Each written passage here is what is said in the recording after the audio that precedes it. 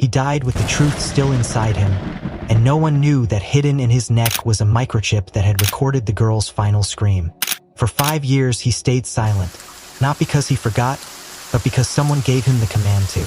Now, with every step retraced and every lie peeled away, it turns out the most powerful witness in a murder case wasn't human at all. It was him, the dog. They trained him to obey, they trusted him to protect, but they never expected he'd remember. Not just the blood, not just the fear, but the exact moment everything went wrong and who made it happen. This isn't just a story about justice. It's a story about memory, loyalty, and what happens when the one creature they thought couldn't speak proves he never needed words to testify. Watch closely, because nothing in this case is what it seems, and the one who never left the girl's side is about to change everything. If this story moved you, let us know where you're watching from and what part left you breathless. Like, subscribe, and stay with us, because some truths are carried on 4 legs, and this one is finally being heard. The small town of Halyk had a kind of silence that clung to your skin, the kind of quiet that wasn't born of peace but of things left unsaid. Along the outskirts, where trees grew wild and houses sat far apart like wary neighbors, there stood a faded blue barn converted into a donation center. It was Sunday, a slow afternoon. Inside, Ellen Carmichael was sorting through a fresh batch of clothes dropped off by a local church group when the barking started. Rex, her retired German Shepherd, hadn't barked in over a year. Not once since he lost his last handler, Officer Drew McKinney, in a warehouse blaze that burned more than just the building. Ellen had adopted Rex out of guilt, perhaps, or loneliness. The dog had become a shadow in her life, moving silently room to room. But that day, something broke in him, or maybe awoke. She turned quickly, startled by the low growl that swelled into a sharp, aggressive bark. Rex was at the far end of the barn, nose buried in a pile of jackets. His tail is stiff, ears flat. Then he lunged. "Rex, stop!" Ellen called out, dropping the flannel she was folding and rushing toward him. By the time she reached him, he had dragged a single denim jacket out from the pile. Blood. Faint, but there. Smears along the sleeve. An old stain that hadn't fully come out in the wash or hadn't even been washed. Rex whined as he pawed at the fabric, then bit into it gently, holding it in place like a handler was coming to see. Ellen's hands trembled as she pried the jacket from him. A tag inside read, her breath caught. This wasn't supposed to be here. There were a few names that had haunted this town like ghost smoke, but none like the Dalton girl. 5 years ago, her murder had shaken not just Halyk but the whole state. 16, strangled in the woods, her blood found on her stepfather's clothes. The trial had been a media circus, closure forced and unsatisfying. The case had been sealed, evidence destroyed. Or, so everyone believed. Ellen stared at the jacket, fingers numb. She'd worked admin at the sheriff's office during that time, stamping boxes marked closed. She remembered this jacket, remembered the scent of it, copper and pine, remembered filing the report that confirmed all materials had been destroyed in the 3rd quarter of that year. So how the hell was it now sitting in a donation bin in a town 300 kilometers away from where the murderer? She folded the jacket carefully, slid it into a clear evidence bag she kept on hand from her former job, and locked it in her office. Rex didn't stop pacing. He stood by the door, body trembling, as if still listening for a sound Ellen couldn't hear. That night, she couldn't sleep. The storm outside wasn't helping, but it wasn't the thunder that kept her eyes open. It was Rex, sitting in the hallway staring at the locked office door, ears. It was like he was guarding it. Ellen opened her laptop. Connected to the old database, still had access through an outdated login she never deleted, and searched the Dalton case. Sealed, expunged, even internal notes were scrubbed clean, but the evidence log she had printed back then still sat in one of her storage bins in the garage. She rifled through old tax files, dog vaccination papers, until her fingers closed around a manila folder, by a spreadsheet with handwritten notes. Column item does 23,984D. Denim jacket blue, medium. Blood sample matched to victim. Status, destroyed, Q3. It should have never left the facility. The next morning, Ellen called someone she hadn't spoken to in over 4 years. Detective Maynard. Once a mentor, now a ghost like everything else tied to the case. She didn't mention the jacket on the phone, only said, "I think we need to talk." By noon, Maynard had driven down from Ash Valley. He stepped into the barn with the same heavy eyes he wore when they last worked together after the verdict, after Drew's death. "Tell me why I'm here," he said. Ellen opened the safe, pulled out the bag, set it on the table between them. Maynard stared at the jacket. His throat worked before he spoke. "That's impossible." "Rex doesn't think so," she replied, nodding toward the shepherd who now sat silent but alert, eyes fixed on the evidence like it might move. "Where did this come from?" "Donation drop, no ID, just showed up yesterday." "You're sure it's the same one?" "I stamped it myself." Silence settled like a threat. Then Maynard pulled out his phone. "We're going to need a new lab sample, and someone's going to want to know why something that was declared burned just got dropped off like a charity afterthought." Ellen hesitated. "If this is real, if it was planted, then someone lied in that courtroom." Maynard looked at her, his voice low. "Or someone's still lying now." Later that day, they drove to a private lab outside jurisdiction, swearing the tech to secrecy. The results wouldn't come until next week, but Ellen already knew. Rex had known. As they left, Ellen looked into the back seat where Rex lay curled, eyes open, alert. He hadn't barked since the jacket was locked away again. It was like his job, his duty had been momentarily lifted. But something told her it was only just beginning. The lab called on a Tuesday morning. Ellen was stirring coffee, staring out the window at Rex lying on the porch, silent, still, but every part of his body alert, as if the world had yet to whisper its full story. Maynard answered on speakerphone. His tone flat at first but cracked slightly as he listened. The DNA on the denim jacket matched the victim, but only partially. "What does that mean?" Ellen asked, gripping her cup tight. The tech explained that the blood sample had multiple contributors. One dominant match closely resembling the Dalton girls' genetic markers, but with inconsistencies that couldn't be ignored. It could be a degraded sample, a distant relative, or someone who'd shared contact with her blood. Or it wasn't her blood at all. Ellen's mind raced. The case had hinged on the premise that her stepfather's clothes had her blood on them. But now, 5 years later, the same jacket resurfaced with blood that didn't quite line up. "This reopens the case," Maynard muttered, running a hand over his stubble. "Or tear it apart." The next day, the sheriff's office issued a statement that a piece of long-settled evidence had been found in an unauthorized location, but refused to elaborate. Meanwhile, Rex had stopped pacing. Instead, he'd begun something stranger. Each night he would sit near Ellen's filing cabinet and stare, not bark, not move. Just stare, the same drawer where she kept the original case notes, and a faded printout of the trial testimony. Ellen couldn't shake the feeling that he was remembering something, triggered not by scent but by the weight of the past.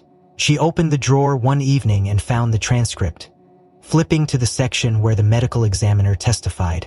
The original blood analysis had been conclusive and uncontested, declared by a now-retired forensic pathologist named Dr. Leonard Craig, a man who hadn't been seen in public since he left the state shortly after the trial. As Maynard dug further, another revelation dropped like a grenade into their already fractured understanding of the case. A death notice, dated 3 weeks prior. Gregory Flint, stepfather, convicted murderer, found dead in his prison cell. Suicide. The coroner's note listed self-inflicted lacerations using a broken mirror shard. But what caught Ellen's eye wasn't the death itself. It was the phrase in the report. Maynard pulled strings, burned favors, and finally got a copy of the letter. 1 page, ink smeared, the final words of a man either broken by guilt or consumed by another truth entirely. It read, "I tried to keep it quiet. I didn't mean for it to happen like that, but I wasn't the only one. I wasn't supposed to say anything. I never touched her. I swear to God I didn't. But it's too late now. Maybe they'll find what I could say." Ellen read the note twice, then a third time. "Maybe the dog will know." Her eyes flicked toward Rex, who lay nearby, his ears twitching as if he'd heard his name whispered from a world beyond reach. "He didn't confess to the murder," she said aloud. "Not clearly. He's denying it." The prosecution never presented other suspects. Not a single one. They had the blood, the jacket, the motive, and no defense strong enough to challenge it. It was clean. Too clean. They needed to find Dr. Craig, the man who confirmed the blood match that sealed the case. A quick search turned up nothing. No medical board license, no current address. but an old college newsletter mentioned a guest lecture he gave in Tennessee under a different name. Leonard H. Craig had apparently reinvented himself as a criminal psychology consultant in private sector work. Ellen booked a flight. Maynard stayed behind to talk to prison staff who'd seen Flint in his final days. It was in Tennessee, 3 days later, that Ellen found the man sipping black coffee outside a bookstore cafe in Franklin. His hair was white now, neatly combed, and he wore thick-rimmed glasses with lenses that made his eyes look too big. She introduced herself softly. "Dr. Craig? I used to work admin at Morgan County." His hand froze mid-sip. The name alone had changed the weather on his face. "You're here about the Dalton case," he said before she could speak. "I didn't sign up for this, that was years ago. You certified blood evidence that's now been disproven," she said, sliding a photo of the denim jacket onto the table. He looked at it, swallowed hard. "It matched," he whispered. "The results were clean, but someone else's DNA is on it. Part of the match was wrong or fabricated." He looked around, lowered his voice. "I didn't fake anything. I processed what I was given. That jacket came in 2 days before trial, rush order, in a sealed bag labeled from evidence lockup. But I remember thinking something was strange. It smelled new, like detergent, not like anything that had sat for weeks in storage. But the lab was already under pressure. I did the job. I signed the paper." "Who pressured you?" He didn't answer. He just pushed his coffee away, stood, and said quietly, "If you're pulling on this thread, be careful who's still holding the other end." Back in Haywick, Maynard had tracked down a retired prison nurse who remembered Flint clearly. Said he used to mumble in his sleep always the same phrase. "Check the photos, not the blood, the photos." She thought it was guilt. Maynard wasn't so sure. They returned to the original case files, the ones the state tried to erase, and among the archived images, they found something the public never saw. A single shot of the crime scene with a blurry shadow in the tree line behind the victim's body. It was ignored during the trial, written off as a camera flare, but when Maynard enhanced the image, Ellen saw it too. The outline. A figure too tall to be the girl, and too still. "Someone else was there," she said. Maynard looked at her, then at Rex, who stood now, he's perked, looking at that same photo on the screen. "Maybe the dog always knew," he said. They turned toward each other, and then the lights in Ellen's house flickered, and the front porch creaked under the weight of a second pair of footsteps. The moment the porch creaked, Ellen's breath hitched. She and Maynard exchanged a glance that was more instinct than conversation. Rex growled low, body tense, eyes locked on the door. Maynard reached under his jacket for his service weapon, but the door didn't open. The sound stopped as abruptly as it had come. Ellen flicked the porch light switch and it buzzed on with a delayed flicker. No figure stood there, this night. Wet wood. The distant sound of a train. But something had changed. Rex no longer growled.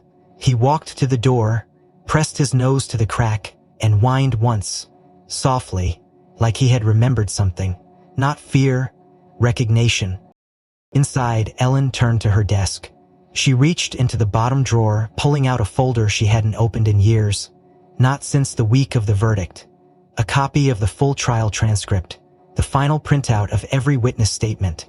She flipped to the section labeled Witness 7. Her statement was vague, discredited back then as emotionally unstable. But now, reading it again, Ellen found the phrase twice in the same paragraph. "It wasn't a normal dog. It didn't move like a dog. It looked at me like a perserpent would. It's not a normal dog." Ellen felt the words dig into her skin. She had skimmed this page years ago, but now it read like prophecy. She circled the sentence, "It's not a normal dog." Maynard leaned over her shoulder. "She was talking about Rex," he said, not as a question. Ellen nodded. The girl saw him during the search, but it wasn't just that. Melissa hadn't simply seen the dog. She saw something in him that unnerved her. A presence, a knowing. Most officers saw it too back then. They used to joke Rex could smell fear. Maybe it wasn't a joke. Maynard made a call to the department's retired evidence tech, a man named Howard Clark who digitized the early canine search footage before it was submitted to court. Clark, now living in a cabin by Echo Lake, agreed to meet them and handed over an old hard drive, one he forgot to destroy after the trial. I didn't trust the way they asked me to wipe it, he said. Something felt off? So I didn't. Back at Ellen's home, they plugged the drive into her laptop and waited. The screen blinked, static, grainy footage. Then movement. Rex on camera, 5 years younger, still in uniform, trotting through the brush with Officer McKinney behind him. The timestamp read 3 hours after the girl had gone missing. The body hadn't been found yet. The K9 unit had just begun sweeping the trail near Coldwater Hollow. Ellen fast-forwarded through the footage, but one frame caught her attention.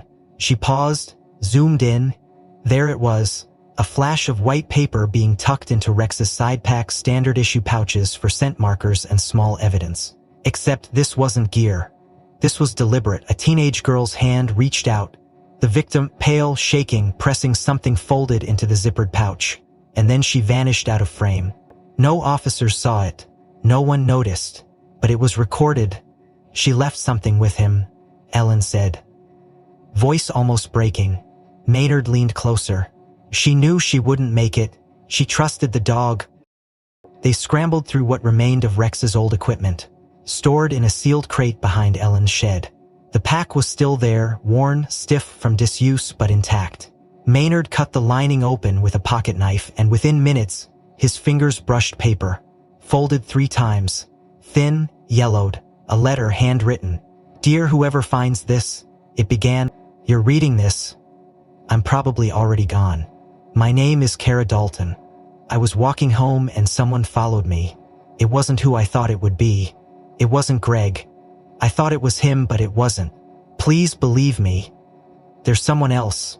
Someone he knows. I heard them argue. I heard my name. If this dog makes it out, he'll find someone good. He knows. He always knows. Maynard's hands trembled as he handed it to Ellen. This is a declaration. It names no one, but it breaks the case open. Ellen stared at the handwriting, the urgency in every letter. A dying girl choosing not to fight back but to leave a truth behind. She whispered. She used the only thing she believed in. They needed more. They needed proof that others saw this dog for what he was. They combed through the original media coverage, rewatching interviews. One in particular stood out. A rookie paramedic, Kyle Doran, interviewed just after the body was discovered. I remember that dog, he'd said on Annual. It found her like it knew her heartbeat. I've never seen a dog move like that. It was... The phrase again. Ellen underlined it in red marker. It's not a normal dog. Over and over people had said it, and no one listened. Not the press, not the jury, not even the department. They had dismissed it as emotion, hyperbole. But now it was a trail. Not of scent, but of meaning. Meanwhile, Rex stood still in the doorway, staring at the old gear. Then he did something neither Ellen nor Maynard expected. He sat beside the empty harness, rested his head on it, and whimpered once. Maida's whispered, he remembers. That night, Ellen stayed up piecing together the timeline. Kara Dalton disappeared at 6:41 p.m., last seen by a gas station camera. Officer McKinney and Rex were dispatched at 7:05. The video from the hard drive placed Rex near the hollow at 7:32. Letter was slipped into his pouch before 7:45. No one except Rex. Ellen closed the laptop, turned off the light, and sat in silence. The hum of the refrigerator, the faint ticking of the clock, and then a new sound. A scratching, not from Rex, but from the attic, directly above them. The sound from the attic was unmistakable, soft at first like a shifting box, then sharper, the deliberate drag of something across wood. Ellen froze mid-step, her eyes meeting Maynard's. Rex growled low again, head turned toward the ceiling, body rigid. The attic had been sealed for years, used only for storage. A forgotten archive of a life Ellen didn't live anymore.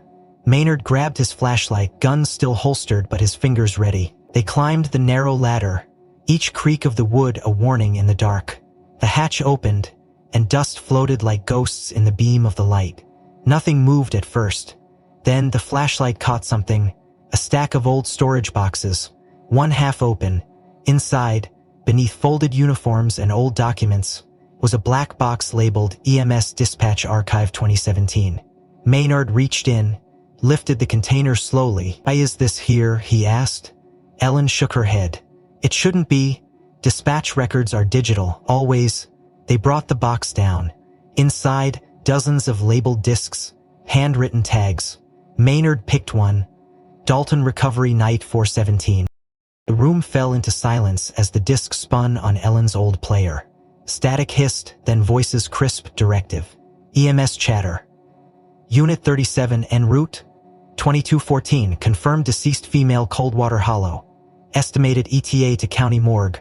2238. Ellen fast forward until the line blurred again. Then something off. Unit 37 copy delay. Rerouting due to obstruction. Will arrive 2247. 9 minutes. Off gid. That reroute was never mentioned in the report, Maynard said. Ellen pulled up the official GPS data from archives. It showed a direct line, no detour, no obstruction, no change in arrival. The call log on tape contradicted the digital trail. So the GPS was edited, Maynard said. Or shut off. Ellen's jaw clenched. Someone erased those 9 minutes. They traced the unit number to a vehicle in the county's 2017 EMF fleet. Unit 37 assigned to a driver named Jason Cartwright. No red flags, no criminal history.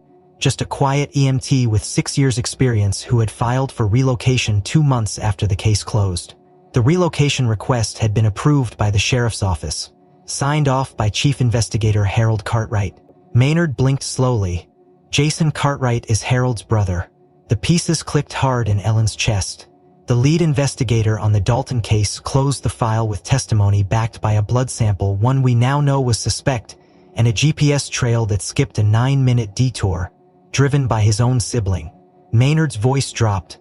This wasn't just sloppy, this was controlled. They pulled Jason's current address from public records. He now lived outside of town, near the state border, managing a small medical response unit for rural communities. That night, they drove 3 hours straight, headlights cutting through fog as the road narrowed between darkened hills. Rex was in the back seat, breathing steady, unmoving, silent again but not asleep, watching. The house was modest, well-kept, with a single porch light glowing faintly in the mist. Jason opened the door after 2 knocks. He looked older than expected, hair thinned, eyes hollowed, a man aged by pressure no one had named. When he saw Rex, something flickered in him, a pause, a memory. Then he stepped back. "You're not here by coincidence," he said. Maynard stepped forward. "We need to talk about April 17th, 2017. Jason swallowed. Didn't invite them in, just leaned against the doorway. "They told me not to ask questions. That the girl was already gone? That the only thing left was making sure it looked clean." "Who told you?" Maynard asked. Jason hesitated. "My brother and someone above him, I don't know names. I never did. But he said if we logged it as direct transport, the case would close quicker, the public would calm down and everyone could move on. I was 28, I trusted him." The 9-minute detour. Ellen's voice was sharp. Jason's face drained of color. "We didn't go to the morgue directly. There was a stop, brief. A private vehicle pulled up near Highway 6. Trunk opened. I stayed in the rig. They pulled something from the girl's clothing and handed over a folder. My brother told me to forget it. And I did." "But you remember now," Maynard said. Jason nodded. "You've tried to forget that night for 5 years. But I saw that dog again once. A year later. A news photo of a search team. Same eyes. Same damn eyes." Rex hadn't moved the entire conversation. But now he stood, walked to Jason, sat, stared. Jason backed up a step. "I'm sorry," he said, almost a whisper. Ellen spoke, voice flat. "She left a letter in Rex's pouch. You were part of a cover-up, and you helped carry her away like she didn't matter." Jason didn't argue. He just stepped aside and whispered, "Come in, I kept something." In a rusted lockbox beneath his bed was a sealed envelope, handwritten, claimed it was given by a man in uniform the night of the detour. He thought it was insurance. Maybe it was. Maynard took the envelope gently but didn't open it yet. Jason sat at the edge of the bed, eyes distant. "You think she knew all this would unravel?" he asked. Ellen looked down at Rex, who had now turned to face her again. Eyes black, unblinking. "She didn't trust people," Ellen said quietly. "He trusted him." The envelope was thick. Inside, they could feel more than paper. And outside, a car engine rumbled into the driveway. Lights off, windows black. The car in the driveway didn't move. Its engine idled like a slow heartbeat, thick and patient in the cold air. Maynard pressed his hand against the window curtain, eyes narrowing as he watched two silhouettes inside the dark SUV. Jason, now pacing behind them, muttered, "I don't recognize the plates." Ellen felt the envelope in her coat pocket, a strange, heavy weight that seemed to radiate tension. Rex growled softly but didn't bark. He stood near the front door, body tense but measured, like a soldier remembering drills. Then, after a long minute, the engine died. No one exited. No knock followed.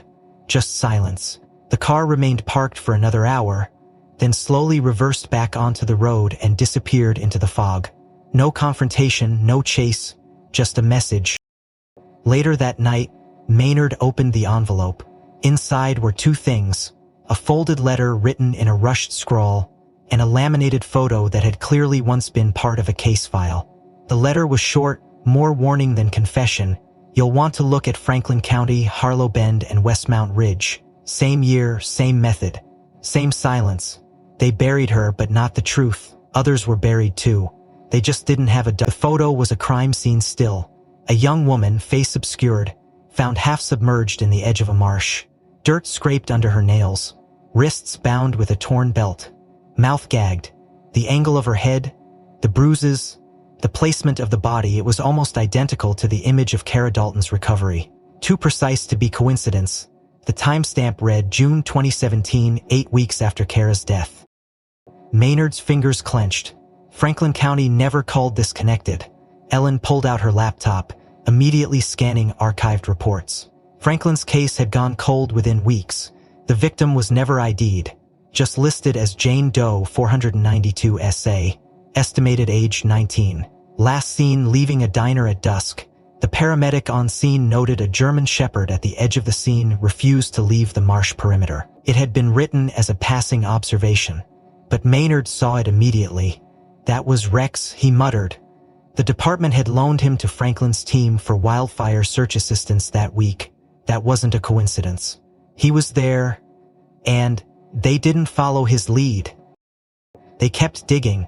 Harlow Bend, a forested valley town 2 hours south, reported a body found near a ranger trail in early May of that same year. Same posture, same method of restraint, same abandonment. A small clasp earring was recovered near the scene, logged and marked for DNA testing, but the record noted the earring was comprised during analysis and removed from inventory. That disposal had been signed off by the investigator overseeing the liaison between Halewick and Harlow, Chief Harold Cartwright.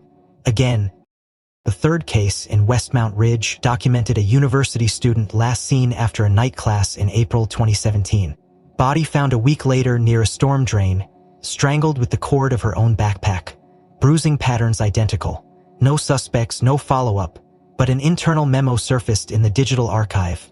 A single line: canine handler reported unusual scent behavior.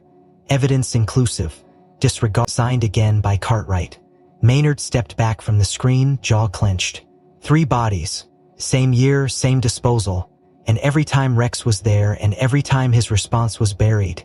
Ellen stared at the folder in front of them. "What if Kara wasn't the first?" she said slowly. "What if she was the first to leave a clue?"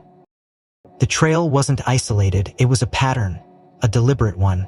Someone had learned how to stage a body to mimic random violence, but erase all emotional trace. No struggle, no scene, no real story, just aftermath. But Rex had sensed it each time. His behavior at Harlow had been flagged. Franklin was the only time he refused to leave. It's why they tried to retire him early, Maynard said, as realization washed over them. Because he didn't forget. Ellen sifted through old personnel files, recalling a buried lead from months before Kara's death. Back in January of that year, the K-9 unit had filed an anonymous incident report. One of the dogs had reacted violently during a ride-along with an unidentified federal consultant. The report had been closed without review, but one note stood out. Handler reported canine agitation in presence of vehicle previously unlogged in department registry. That vehicle had been a black SUV, unmarked. Ellen sat back, the same SUV that parked outside Jason's house. The silence grew heavier. They returned to Rex's training records. Scanning entries, Ellen paused at a field note dated April 16th, just one day before Kara vanished. Rex had been pulled from active narcotics duty to attend a scent imprints seminar. Location confidential. Lead facilitator, initials only DH. Maynard leaned in. That's not a training record. That's a setup. Someone reset his trail and tried to control what he'd follow. Ellen opened a sealed logbook Rex used during the Franklin deployment. Unlike most dogs, Rex had a unique alert code he scratched instead of barking. At Franklin, the log indicated 3 scratch alerts before withdrawal. No follow-up. But in the corner of the log, an ink smudge spelled out, "Marked in blood, not hers." "What does that mean?" Maynard asked aloud. Ellen exhaled. "It means they knew Kara wasn't the only one, but she was the one who fought back. And Rex knew it." Then, a ping. An anonymous email hit Ellen's inbox. No subject, nobody. Just an attachment, a photo of a sealed evidence bag labeled F-214 back, and beneath it, barely visible in the digital shadow of the photo, the faint outline of a paw print in dust. The paw print in the photo was too precise to be accidental. The faint arc of the toes, the curve of the pad, it wasn't a coincidence. It was a sign. Someone had opened the old evidence bag and allowed Rex to get close. Maybe even encouraged it. Maynard stared at the image while Ellen pulled up Rex's deployment report from the day he was called into the Kara Dalton crime scene. According to the file, Rex had been present during the initial evidence review, but he never alerted. No bark, no scratch, not even a hesitation. The log had noted passive response, no detection triggered. At the time, that line meant nothing, but now, it was too quiet to be true. Ellen looked up. He never missed. Ever. Especially with blood, and especially with fear. Maynard frowned. So what shut him down? Ellen's eyes narrowed. Not what. Who? She scanned further down the report and found the signature of the K-9 unit supervisor on record for that day, Jackson Riles. He had been Rex's trainer from day one and the only handler ever allowed to issue override commands. Ellen's breath tightened. He knew the phrase. Maynard leaned in. Every high-level K-9 has a contingency phrase, a single verbal command that shuts all instinctive behavior down, meant to be used only in emergencies like when a dog is about to strike the wrong target. But it's classified, unique to each dog. Rex's was never logged officially, just oral protocol between him and Riles. They called Riles' last known number. Disconnected. Maynard checked the personnel file. No recent activity. The last official communication from Riles had been a department retirement notice filed 2 weeks ago, signed electronically, but not in person. Ellen's chest dropped. 2 weeks ago, that's when he disappeared. Maynard reached out to a contact in internal affairs. The answer was chilling. Riles had been reported missing 5 days after that retirement file was submitted. His cabin outside Hemlock Valley had been found abandoned. Lights on. Door unlocked. Dog food half built on the floor, but no dog. Aha, only a torn sleeve and a half-packed duffel left behind. Ellen traced Rex's reaction pattern from 5 years ago, comparing it to other high-use deployments. In every situation where emotional residue, blood, sweat, adrenaline was present, Rex reacted without hesitation. Except in the Dalton case. There, in the final footage, Rex is seen approaching the scene, sniffing once. Ellen clicked through archived footage until she found the raw audio. It was faint, but there, buried under wind and officer chatter, was a single human voice, low and deliberate. Atlas Gray. The phrase made no sense to a bystander, but Ellen's face paled. There was the command Hexiles Nathor. She had heard Riles use it once, years ago during an aggressive suspect drill. The K-9 had been charging hard, jaws ready, but the moment Riles said it, the dog stopped mid-air and sat. It was like pulling the brakes on instinct. Atlas Gray, she repeated. It's Rex's killsup. Maynard leaned back in his chair. So, someone who wanted Rex silent, Ellen whispered. And only Riles knew it. They pulled up traffic camera footage near Hemlock Valley from the day Riles was last seen. One plate stood out. A government vehicle registered to the Bureau of Special Investigations. A rarely invoked task force with sealed jurisdiction on interagency matters. Why would a federal unit visit a K-9 trainer who just filed retirement? Maynard asked. Ellen answered without blinking. Because he knew something, and someone didn't want him speaking again. Maynard placed a call to BSI headquarters. No response. Only voicemail. He tried a secondary line. Same result. Finally, he called an old friend in intelligence, who confirmed BSI had no open operations in Hemlock Valley. No vehicles deployed that day, no activity at all. So whoever showed up, Ellen said, wasn't official, but had the badge to say they were. Rex, meanwhile, had begun pacing again. His steps were precise, rhythmic, as if he were trying to locate something not in the room but in memory. He stopped at the corner of the living room near the floor vent. Sat, stared, whined. Ellen knelt beside him and pried off the vent cover. Inside was an envelope sealed in red tape. No return label. Just a name, J.R. They opened it. Inside, a flash drive and a single photograph of Rex in training. Riles kneeling beside him, hand resting on his head. The words, "He remembers you," across the back, in black ink. They plugged in the drive. It contained audio logs. Dozens of short recordings, mostly Riles narrating training sessions. But one stood out. Time-stamped April 18, 2017, one day after Kara's death. Riles' voice, shaken but deliberate. "I issued the command, I shut him down. He looked at me like he knew it wasn't right. I was told it was necessary, that the scene was compromised, that too many eyes were watching. I thought I was protecting the program. But I was silencing truth. If anything happens to me, don't trust Cartwright, and don't let Rex forget." Ellen's hands shook as she paused the clip. Maynard stared into space. He knew, Riles knew, they were burying something deeper, and he complied. But he also left the key behind. Rex stood now, staring out the window, his reflection caught in the glass. Something about his posture made Ellen turn and look. His head tilted, his ears twitched, and then suddenly he barked. Louder. Sharp. Van had just pulled into the neighbor's yard. Plain. White. No markings. A man stepped out wearing a badge clipped to a lanyard, and in his hand a leash. The man with the badge clipped to his lanyard stood still in the neighbor's yard. Leash in one hand, expression unreadable. He didn't call out, didn't approach, just watched. Maynard instinctively stepped in front of Ellen. One hand hovering near his concealed weapon, the other gesturing Rex to stay back. But Rex didn't growl. He didn't bark again. Instead, he turned away from the window, walked slowly toward the back door, and looked over his shoulder as if beckoning. Ellen felt something shift in the air, like an old melody remembered in reverse. "He wants us to follow," she said quietly. Rex pushed open the door with his snout and trotted into the cold, his gait purposeful, heading toward the tree line behind the property. Maynard and Ellen exchanged a silent nod and followed, flashlights off, trusting the dog more than the light. They crossed into the woods, moving deeper than Ellen had ever ventured since buying the place. The fog had thickened again, low and heavy, like it was dragging secrets down from the sky.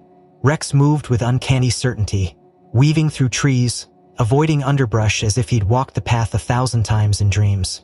After 20 minutes, they reached a wire fence nearly consumed by ivy and rust.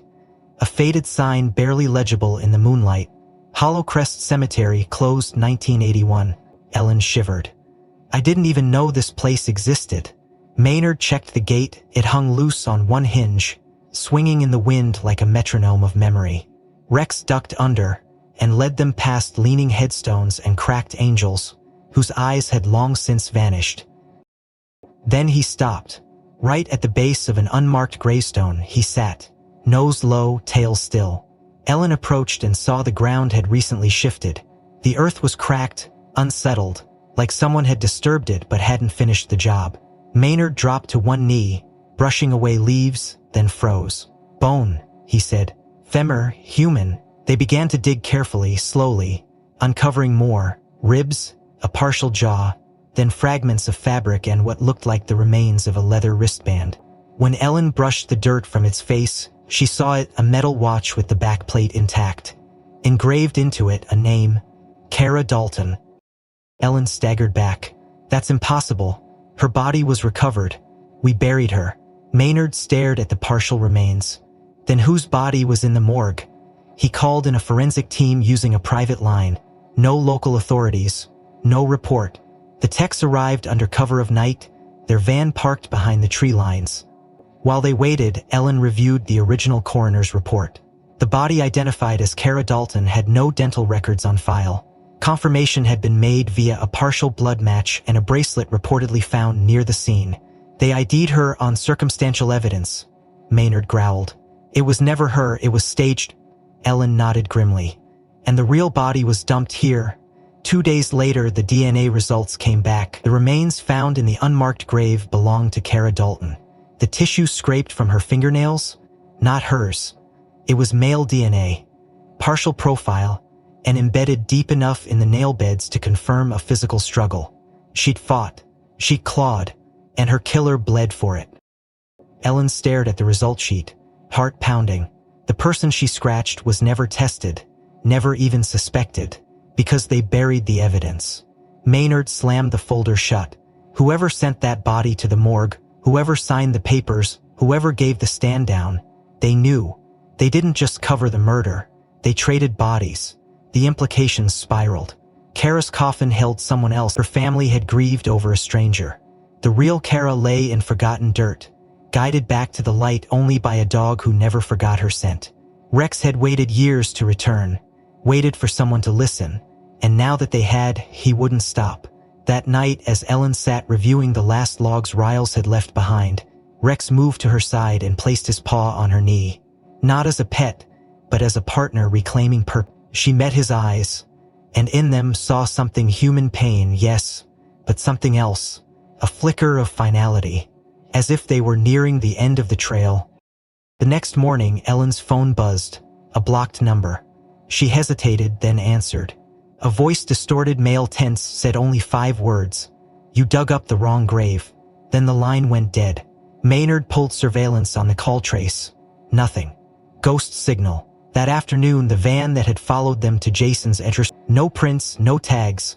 But in the ash, someone had carved into the bumper with a knife. Rex remembers, so do we. They weren't alone anymore. And they weren't the only ones watching.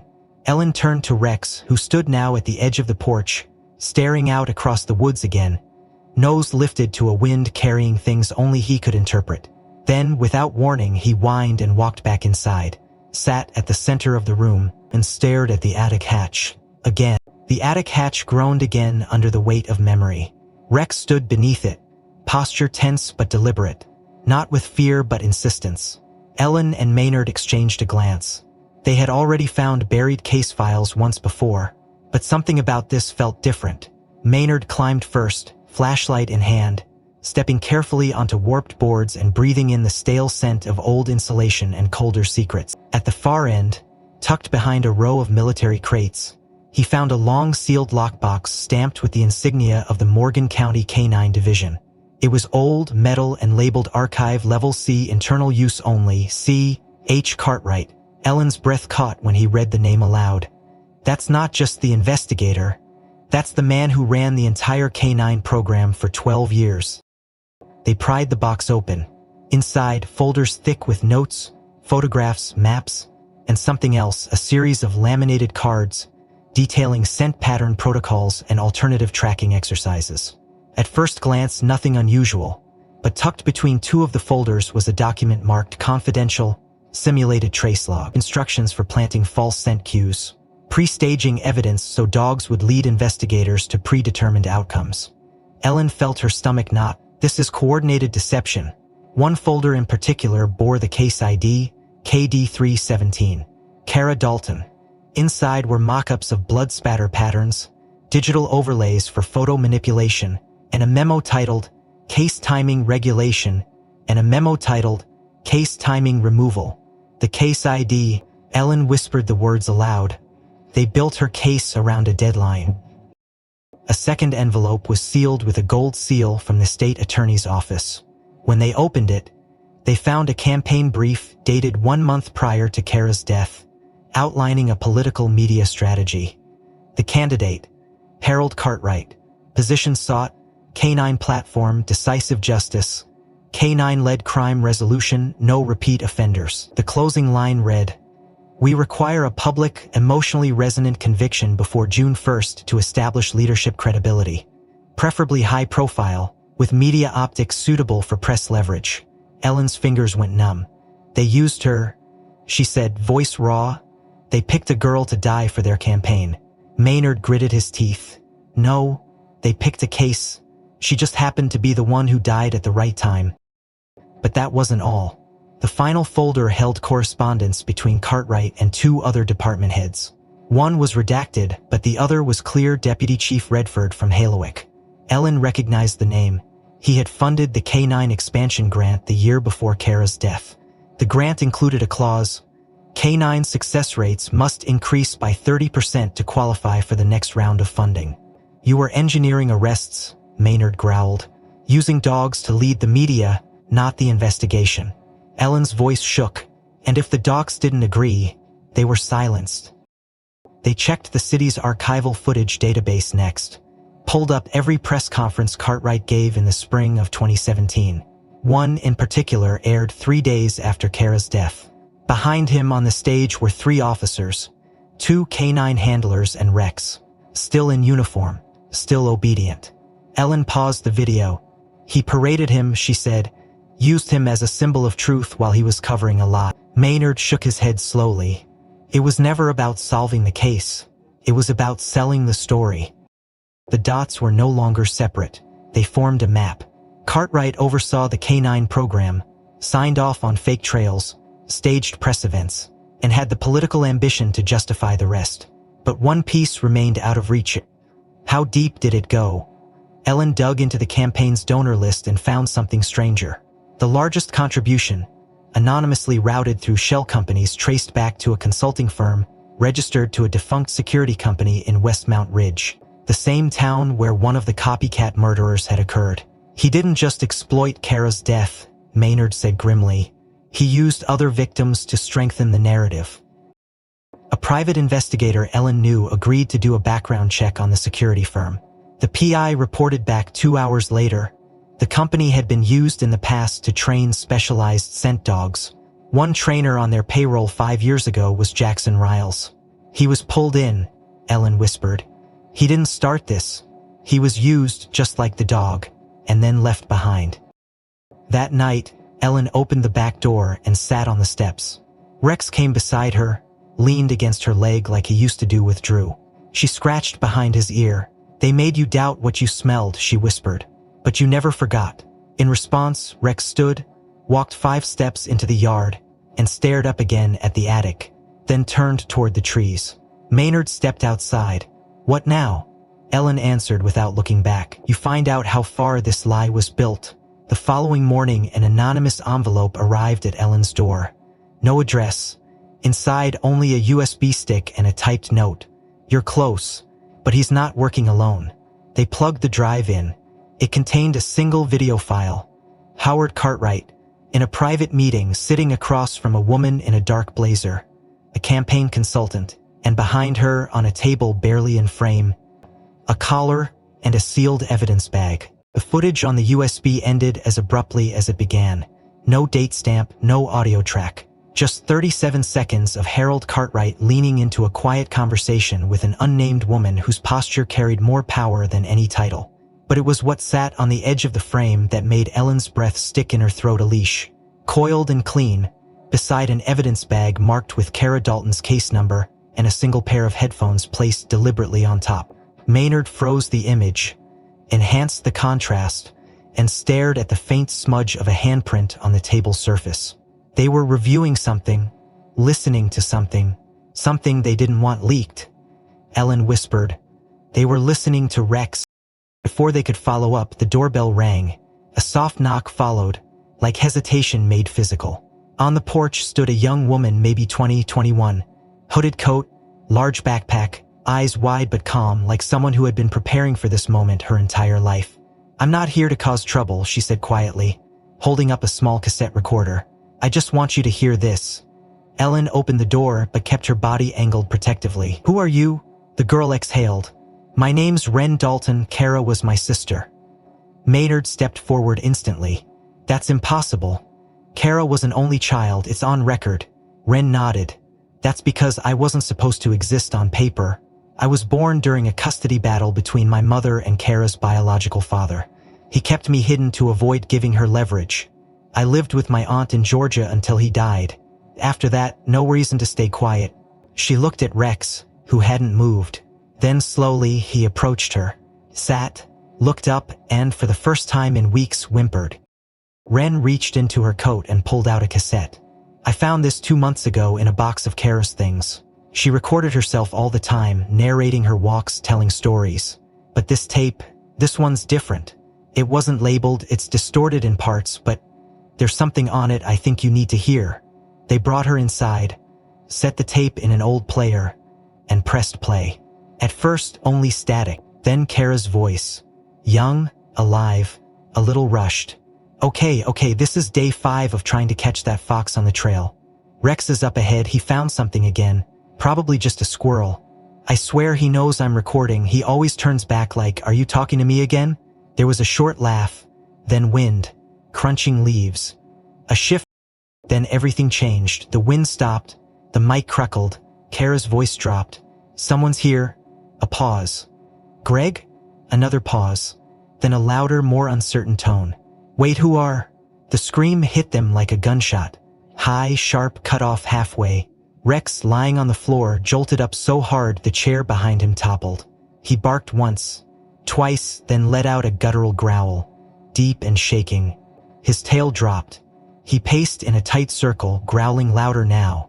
Not at the room, but at the sound still echoing through the tape. Ren watched in awe. He remembers. Ellen paused the tape. That scream. It was real. And he just proved he was there, not just there, he responded to it. He remembers the sound. Maynard looked at Rex, now panting heavily, standing perfectly still, which means someone suppressed. They rewound the tape, isolated the waveform, and filtered frequencies. In the background, just before the scream, was a faint, almost whispered phrase. "Atlas Gray." Ellen closed her eyes. They issued the override mid-attack. They were already there. Whoever killed Kara had access to Rex before the scream. Ren's face tightened. Then it was someone on the inside. Later that night, Maynard pulled up records for the Dalton household. Scanning old court documents, he found mention of a brief, sealed investigation regarding Kara's father and an undisclosed civil agreement involving child visitation. The records had been sealed due to privacy risk and external conflict of interest. The judge presiding over the decision, Harold Cartwright, he knew about Ren, Ellen said. He buried her existence, same as he buried the truth. She could have exposed the cracks. Ren sat quietly, eyes distant. "Kara and I used to write letters, I kept them. She never mailed them, just wrote them for herself. I read them after he died. She said someone was following her, not Greg, someone older, connected. She said she didn't feel safe even with the badge in front of the house." They checked the recording one last time. In the final seconds, after the scream, after the override, a faint rustling footsteps, then a voice. Male. Calm, "Not Greg, tell them we found her, and make sure the dog forgets." Rex began to shake. Ellen turned to Maynard. "He didn't forget. They just tried to make us think he did." Outside, headlights flashed once, then vanished. Inside, Rex lifted his head and growled at the dark. The morning of the hearing arrived cold and bright. A deceptive calm cloaking the electricity humming beneath every breath Ellen took. They had been granted a public review session by the state's Independent Oversight Committee, who after receiving the anonymous USB, the new DNA reports, and the resurfaced voice recording had agreed to reopen the case file for Kara Dalton under official investigation. The room inside the town courthouse had been prepared, media allowed in for transparency. A single mic at the center, flanked by Maynard, Ren, and Ellen. And Rex, of course, was to be present. A symbol, a survivor, a witness no human could replace. The night before, Rex had laid quietly in Ellen's room. Head on her foot, breath soft but unusually shallow. She chalked it up to exhaustion, age, the weight of memory. But that morning, something felt different. He walked slower, his gaze held longer, as if trying to memorize her. On the way to the courthouse, Ellen drove in silence. Rex sat upright, alert but still. When they arrived, cameras were already waiting. She opened the back door of the car, and he stepped out with dignity, tail down, ears focused forward. As they approached the courthouse stairs, Rex stopped halfway up. He looked at Ellen once, held her gaze, then collapsed. The crowd gasped. Ellen dropped beside him instantly, calling his name, fingers at his neck, feeling the flutter of a heart struggling to hold rhythm. Maynard called for emergency support, but before help arrived, Rex's breathing slowed. He looked at her one last time, one slow blink, and exhaled. And then he was still. The vet arrived 6 minutes later, but it was too late. Ellen didn't cry at first. Not until the vet, Dr. Miles, ran a quick scan and frowned. "There's a second chip," he said slowly. "Not standard, not medical. Hidden beneath scar tissue at the base of the neck. Someone implanted this outside of protocol. They sedated the area, extracted it carefully. It was the size of a grain of rice. Not a locator, but a recording device. 12 hours of encrypted audio. The time stamp beginning at 4:32 p.m. Rex had been wearing a live mic the night Kara died. Ellen held the chip in shaking fingers. He carried this for 5 years. They rushed it to a secure lab for decoding. The audio that returned was a fragmented, muffled symphony of betrayal. But beneath the static and natural ambient noise, wind, leaves, footsteps, was a sequence of voices and commands. At 7:42 p.m., Kara's voice clearly spoke. "Take this to someone who'll believe you, okay? Please?" Then, a heavy shuffle, a gasp, a scream. A different voice, deep, calm, chilling, said, "You were never supposed to know." Then, another, fainter voice, Greg Flint's, shouting, "No, don't touch her." And finally, a scuffle, followed by the unmistakable bark of a dog, Rex's bark cut off mid-sound by the phrase, whispered and deliberate, "Atlas Gray." The audio went silent for 26 minutes.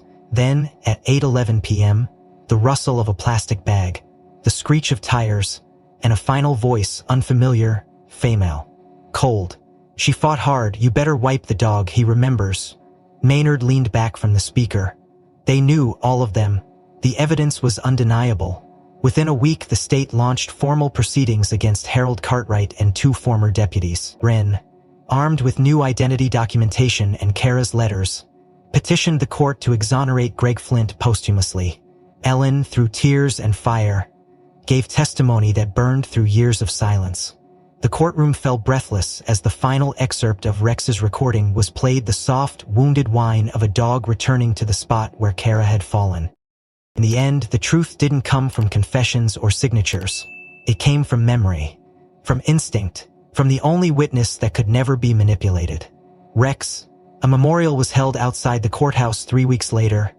Officers, journalists, locals, all gathered around a bronze plaque etched with the words, "He didn't forget, he made us remember."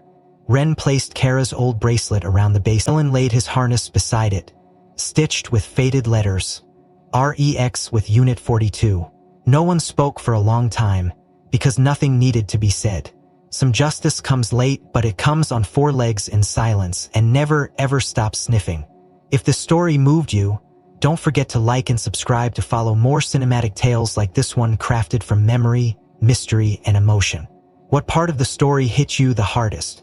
Was it the hidden recording, the final sacrifice? And where in the world are you watching from? Let us know in the comments. We'd love to see how far Rex's legacy reaches.